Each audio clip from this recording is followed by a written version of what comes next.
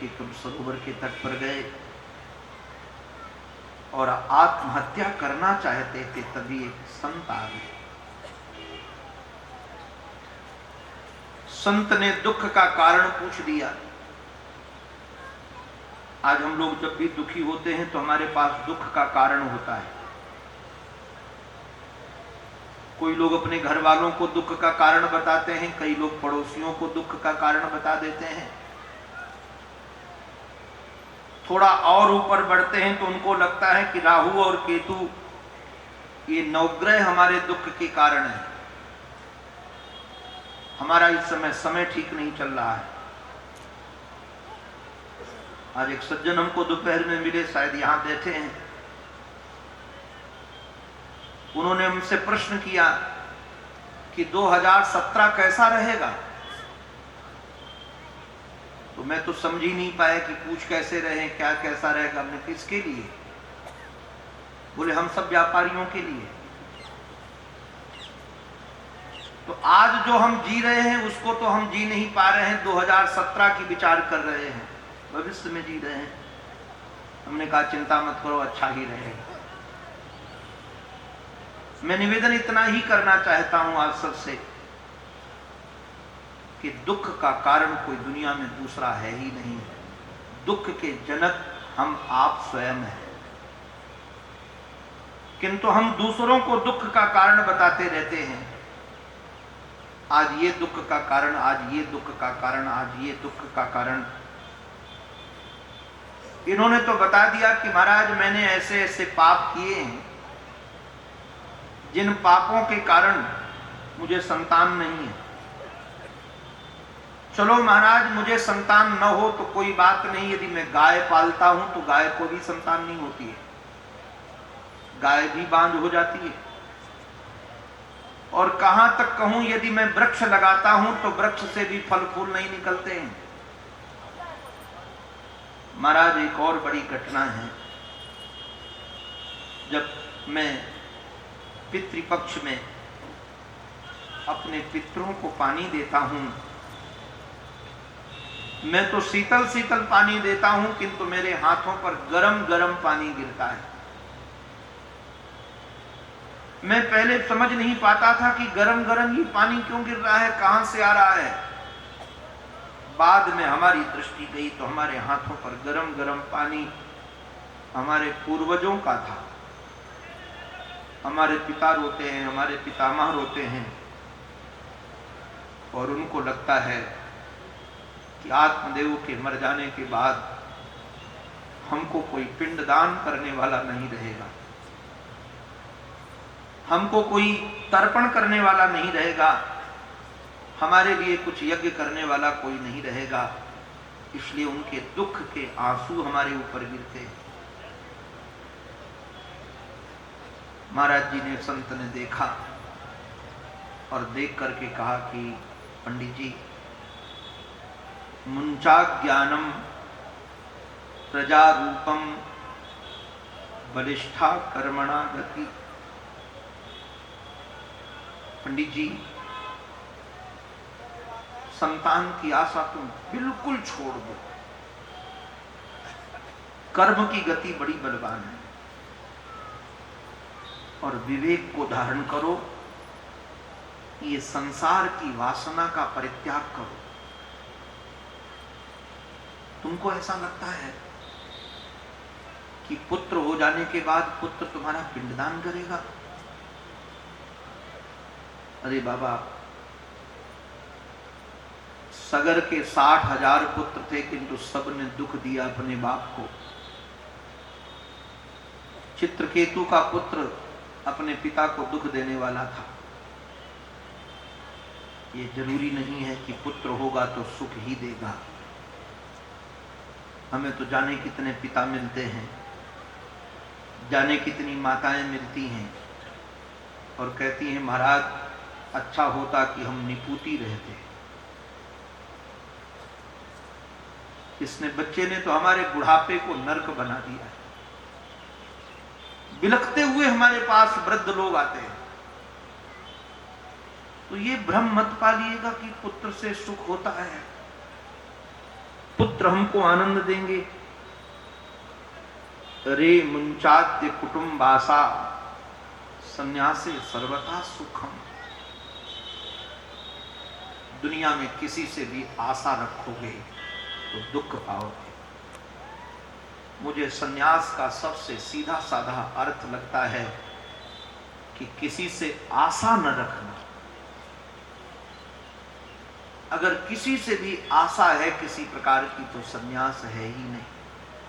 अरे सीधा साधा अर्थ है, आस का परित्याग हो वही सच्चा सन्यास। किसी से आशा मत रखो कि पुत्र सुख देगा, कि पत्नी सुख देगी, कि बेटा सुख देगा, कि पड़ोसी सुख देगा। हमारे सन्यासी जी ने बड़ा समझाया, किंतु पंडित जी कहाँ समझ पाए। पंडित जी ने कहा, महाराज ये विवेक से कुछ होने वाला नहीं है। तुम सन्यासियों को ये सुख कहाँ पता है। जब थके थकाए ऑफिस से जाते हैं और नाती पोता दौड़ते दौड़ते आकर बाबा बाबा कह करके हाथ पकड़ते हैं, तो महेश जी मिश्री घुलती है कि नहीं घुलती? सच्ची सच्ची बताओ। वो तोतली भाषा कभी बाहर जाते हो तो याद आती है कि नहीं आती? आती है। और एक चौधरी जी हैं दिल्ली में, बड़े अच्छे सत्संगी हैं। मेरे से कभी वेदांत की चर्चा होती थी, पंजाबी हैं। कहते थे, महाराज मुझे तो पोतों से कोई लेना देना नहीं हो, ब्याह हुआ नहीं था बच्चों का, पोती पोता से मुझे कोई लेना देना नहीं होगा, बच्चों का विभाग वो जाने। मैं हंस के कहता था कि समय आएगा तब मैं पूछूंगा। अभी उनका पोता है, करीब 6-7 महीने का होगा। वृंदावन आए तो एक रात नहीं रुक पाए। बोले गुरुजी हमको जाना है। ने कहा क्यों, उत्सव कर लो, कल का समय है। बोले गुरुजी जब घर से चलने लगा तो पोता ने ऐसा मुस्कान करके देखा, मुझको उसकी बार बार याद आ रही, लगता है उसी के पास पहुंच जाऊं। तो ये मुस्कान सब कुछ हमारा चुरा लेती है। हमारे ऋषि ब्राह्मण देवता आत्मदेव कहते हैं कि सन्यासियों को ये कहां सुख है। पुत्रादि जो सुखहीन है उनके लिए तो सन्यास बिल्कुल सूखा है। गृहस्थः सरसो लोके पुत्र पौत्र समन्वितः। गृहस्थाश्रम तो सरस तभी बनता है जब उसमें पुत्र पौत्र हो। महाराज जी ने बहुत समझाया कि 7 जन्म तक तुमको संतान का योग नहीं है। वो तो रोने लगे और पैर पकड़ करके कहा कि अगर हमको संतान नहीं दोगे तो हम मर जाएंगे। नारायण सच कहें, संतों का हृदय बहुत कोमल होता है, और जिसका हृदय कोमल न हो वो संत नहीं होता है। उनका जो हृदय कोमल होता है, कई बार उस कोमलता के कारण संसारी ठग लेते हैं उनको। मैं गारंटी से कहता हूं, शास्त्र प्रमाण के आधार पर कहता हूं कि परमात्मा किसी का भाग्य नहीं बदलता है, किंतु महात्मा भाग्य बदल देता है। आप परमात्मा का चाहे कितना भजन करो, किंतु आपका भाग्य नहीं बदलेगा, किंतु महात्मा भाग्य बदल देता है। आप कहोगे ऐसा कैसे? अरे बाबा, परमात्मा का भाग्य होता ही नहीं है, तो जब उसका भाग्य है ही नहीं तो अपना भाग्य वो किसको देगा? और महात्मा के पास अपना भाग्य होता है, इसलिए वो किसी पर करुणा करता है तो अपना भाग्य दे देता है। अरे भाग्य नहीं दे देता, अपना जीवन दे देता है। उसको पुत्र का योग था ही नहीं। नारायण, मैं भी एक दिन इस विषय का विचार कर रहा था तो रो पड़ा संत करुणा के कारण कि ऐसा हृदय होता है संत का। वो समझ गए कि इसको तो पुत्र का योग नहीं है, किंतु मैं ही इसका पुत्र बन करके उत्पन्न होऊंगा, तो मुझे यदि इसका पुत्र बनना है तो पहले मुझे मरना पड़ेगा, क्योंकि बिना मरे तो मैं इसका पुत्र नहीं बन सकता हूं। संत ने अपने मरण का संकल्प कर दिया कि अब दूसरा शरीर धारण करूंगा। इसके लिए एक फल दिया, कहा पत्नी को खिला दो। आप सब कथा से परिचित हैं, भागवत आप सुनते रहते हैं। उसकी धुंधली देवी ने खाया नहीं, परीक्षा के लिए गाय को खिला दिया। धुंधली ने तो अपनी सखी के सामने रो करके उसका गर्भ ही खरीद लिया, और गर्भ खरीद करके उसको पैसा दे दिया। अपने पति को कहा कि मैं गर्भवती हूं। उसको पुत्र उत्पन्न हुआ तो घर में उसका पति दे गया, पैसा ले गया। आजकल तो धुंधली देवियों पर बड़ी समस्या होने वाली है, क्योंकि मोदी जी ने तो सब महाराज ब्लैक वाला निकाल लिया है। अब बेचारी किसी को देना भी चाहेंगी तो कहां से देंगी? अब तो पति से ही मांगना पड़ेगा,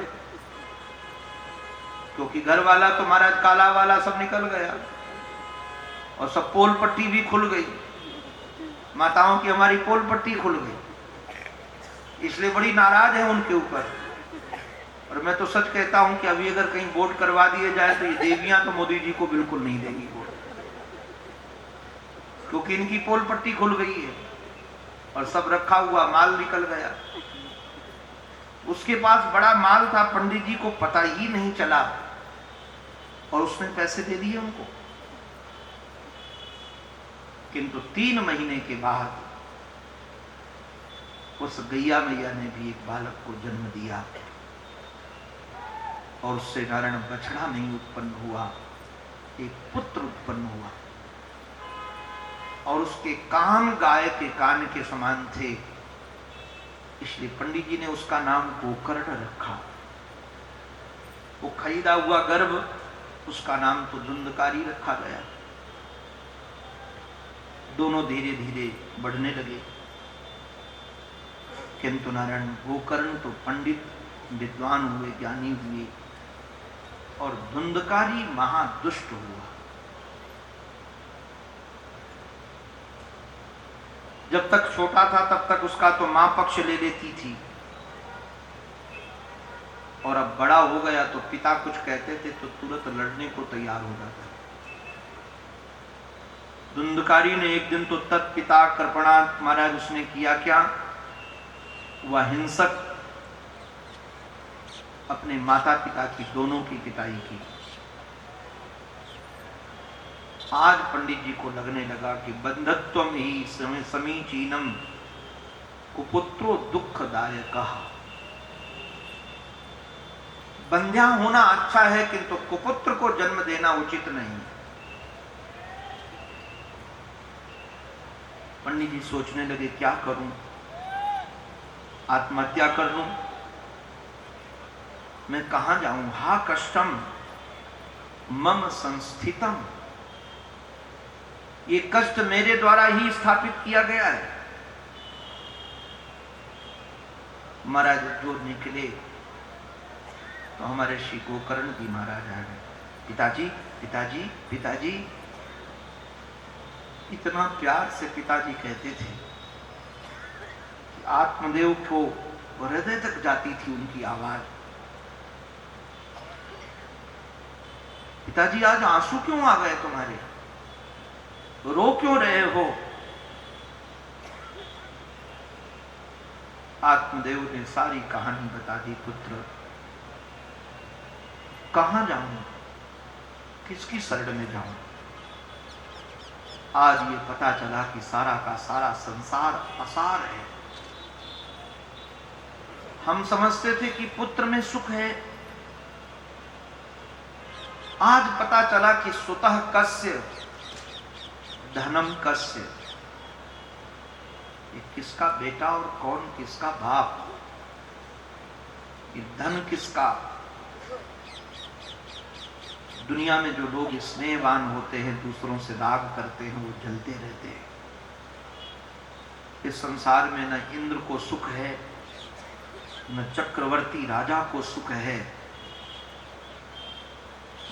यदि सुखी है तो कोई संत सुखी है जो एकांतवासी है।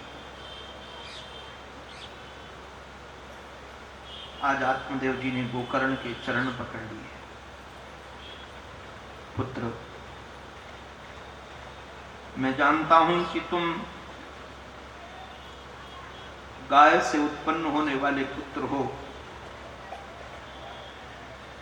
किंतु सच कहें आज तो तुम हमारे गुरु हो। मैंने तुम्हारी जीवन शैली देखी है, जीवन जीने का ढंग सीखा है। इस अंधे कुएं में मैं गिर गया हूं, कैसे निकलूं इससे पार। गोकर्ण जी महाराज ने अपने पिता को 2 श्लोक सुनाए हैं। मैं आप लोगों को गारंटी से कहता हूं, अगर 2 श्लोक यदि आप अपने जीवन में उतार लो, 2 श्लोक, मैं ज्यादा की बात नहीं करता आपसे, 2 श्लोक यदि आप अपने जीवन में उतार लो। मैंने कल निवेदन किया था कि 7 दिन में केवल 7 बातें आप हमारी पकड़ लीजिएगा। 7 दिन में 7 बातें, जो भी बात आपको अच्छी लगे नोट्स कर लेना अपने चित्त में या किसी किताब में। और 7 बातें यदि आप उतार लोगे तो हम गारंटी आपको देते हैं कि कोई भी व्यक्ति आपको कभी दुखी नहीं बना सकेगा। गोकर्ण जी महाराज ने जो अपने पिताजी को, क्योंकि गुरु जी ही गोकर्ण बनकर आए, ये गोकर्ण कोई और नहीं है, गुरु ही है। हमारे महाराज श्री तो एक बार कहते थे, गुरु उसका नाम है जो एक बार अपने शिष्य का हाथ पकड़ ले और जब तक उसका उद्धार न हो तब तक उसका हाथ छोड़े नहीं। संसारी लोग तो स्वार्थ की पूर्ति नहीं होती तो साथ छोड़ देते हैं। आपका पुत्र यदि आपके सहयोग में आप उसका सहयोग नहीं करोगे तो पुत्र भी एक दिन आपसे अलग हो जाएगा। कोई भी संसार का ऐसा संबंध नहीं है जो टिकाऊ हो बिना स्वार्थ के। इनको एक गुरु का ही ऐसा संबंध है जिसमें कोई स्वार्थ नहीं है। यदि स्वार्थ है तो एक ही स्वार्थ है कि शिष्य का कैसे भी कल्याण हो, प्यार से हो, डांट से हो, फटकार से हो, कैसे भी इसका कल्याण हो। जो भाषा समझे वो भाषा समझाई जाए। एक व्यक्ति कुएं में गिर गया था। लोग उस जाकर कुएं के पास, कुआं का ज्यादा गहरा नहीं था, ऊपर से यदि कोई हाथ दे और वो पकड़ ले तो निश्चित रूप से उसको खींचा जा सकता था, गड्ढा था। तो लोग जाकर के कहते थे, सेठ जी हाथ देना। उस बाबरे ने जीवन में कभी कुछ दिया नहीं था तो क्या जाने क्या देना, वो तो लेना जानता था। कोई भी कहे हाथ देना तो हाथ छुपा लेता था, तो कभी दिया नहीं था। उसके गुरुजी आ गए। गुरुजी समझ गए कि इसको कैसे फंसाया जा सकता है, और फंसाने का उद्देश्य था उसको गड्ढे से निकालना। तो तुरंत गए, बोले सेठ जी, बोले हाँ गुरुजी, बोले हाथ लेना, तो तुरंत हाथ पकड़ लिया, क्योंकि लेने की भाषा जानता था। और जो हाथ पकड़ा तो गुरुजी ने उसका हाथ पकड़ा और पकड़कर उसको बाहर निकाल दिया। अरे बाबा, लेकर के चाहे छोट बाहर निकलो, चाहे देकर निकालना, उद्देश्य बाहर ही है। तो हम लोग भी महाराज इस विद्या को देखते हैं, कई हमारे शिष्य तो प्रेम की भाषा समझते हैं, तो उनको प्यार से समझाते हैं, और जो प्रेम से नहीं समझते फिर उनको डांटते भी हैं। उसमें थोड़ा कष्ट हमको जरूर होता है, क्योंकि हम तो प्रेम के जीने वाले व्यक्ति, और हमको क्रोध का अनुभव महाराज अभिनय करना पड़ता है तो बड़ा कष्ट होता है। किंतु मैं जानता हूं कि बाबरे बिना क्रोध की भाषा के समझेंगे ही नहीं। अब इनको समझाना है तो डांटना पड़ेगा, उसी प्रकार से ये समझेंगे। तो नारायण उद्देश्य तो एक ही होता है कि चाहे डांट करके चाहे प्यार से इनको बाहर निकालना है। जन्म मृत्यु के जंजाल से इनको एक बार मुक्त करना है। जन्म जन्म का भटका हुआ जीव नारायण भाग्यशाली होता है जो किसी गुरु के समीप पहुंच जाता है। एक बात ध्यान रखना, उनको बहुत अच्छी बात लगी, एक संत ने भी सुनाई हमारे श्री धाम वृंदावन में। उन्होंने कहा कि हमारे आश्रम में बहुत सारे मोर हैं। तो मोर क्या करते हैं, अंडे देने के बाद अपने पंखों से अंडों को ढक करके बैठते हैं और बार बार अपने पंखों से अंडों को संभालते रहते हैं। किंतु कई बार ऐसा होता है कि कोई अंडा उनसे उस अंडों के समूह से निकल जाता है बाहर।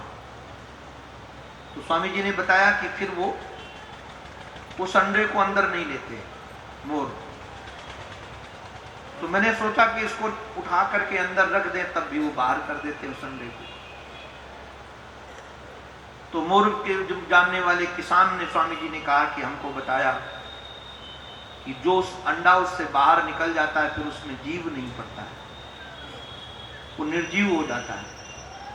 तो निर्जीव अंडे को रखकर क्या करेंगे, क्योंकि उससे बच्चा निकलने वाला है नहीं। मोर को पहचान होती है।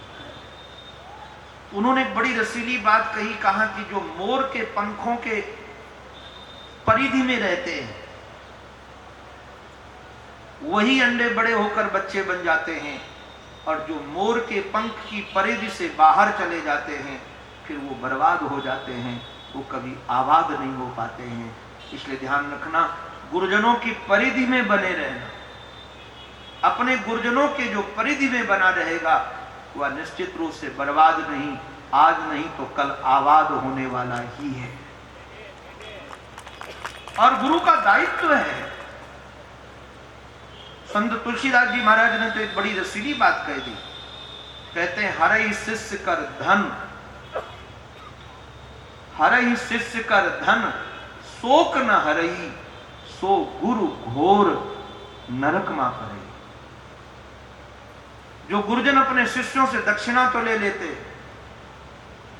उनसे चंदा तो मांग कर इकट्ठा कर लेते हैं, किंतु उनके शोक का अपहरण नहीं करते, वह गुरु घोर नरक में जाते हैं। गुरु का दायित्व है। बच्चे पैदा कर देना ही पर्याप्त नहीं होता है। बच्चों को योग्य बनाना, पढ़ा लिखा करके उनको सही स्थान पर स्थापित करना भी माता पिता का परम कर्तव्य होता है। तो गुरु का स्वरूप है। ये गुरु हैं हमारे गोकर्ण जी महाराज। गोकर्ण जी महाराज ने सचमुच में आत्मदेव को जो पिलाया है, आह, मैं तो कई बार इस पर बलिहार होता रहता हूं, एकांत में भी इसका रस लेता रहता हूं। हमारे गोकर्ण जी महाराज कहते हैं, पिताजी एक काम करो, देह के प्रति जो आपकी अभिमति है, अभिमति माने जैसे कोई कार में बैठा हुआ व्यक्ति कहने लगे मैं कार हूं। वो कार है नहीं, किंतु उसको कार होने का भ्रम हो गया है। हमारे श्री जवाहरलाल नेहरू जब प्रधानमंत्री थे तो कभी किसी कार्य से आगरा गए हुए थे। तो हमारे आगरा में बहुत बड़ा पागल खाना है। अब तो ग्वालियर शिफ्ट कर दिया गया, बरेली शिफ्ट कर दिया, कम पागल है वहां। तो जवाहरलाल नेहरू को लगा कि चलो सबसे मिलते हैं, पागलों से भी मिला है। तो जब पागल खाने में गए तो एक पागल ने जवाहरलाल नेहरू का स्वागत किया और कहा आपका नाम क्या है। तो जवाहरलाल नेहरू ने कहा कि मेरा नाम जवाहरलाल नेहरू है। तो पागल बहुत हंसा। तो पंडित जी ने कहा हंस क्यों रहे हो। बोले सही जगह पर आए हो। पंडित जी ने कहा मैं समझ नहीं पाया। बोले पहले मैं भी यही कहता था कि पंडित जवाहरलाल नेहरू हूं मैं, और मैं यहां आ गया तब मैं पता चला कि मुझे कौन हूं। ऐसे तुम भी सही जगह पर आए हो, कल तुमको भी पता चल जाएगा कि तुम कौन हो। कई बार हमको भ्रम हो जाता है कि हम जो नहीं है वो अपने को समझने लगते हैं।